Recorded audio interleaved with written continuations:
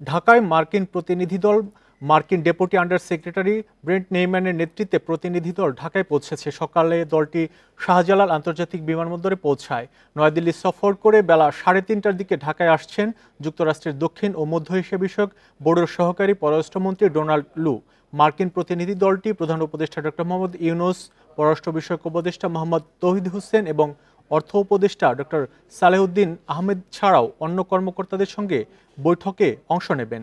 সফর প্রসঙ্গে মার্কিন পররাষ্ট্র দপ্তরের এক মুখপাত্র জানান, আলোচনায় যুক্তরাষ্ট্র কিভাবে বাংলাদেশের অর্থনৈতিক প্রবৃদ্ধি, আর্থিক স্থিতিশীলতা এবং উন্নয়ন অগ্রাধিকারে অবদান রাখতে পারে তা নিয়ে আলোচনা হবে।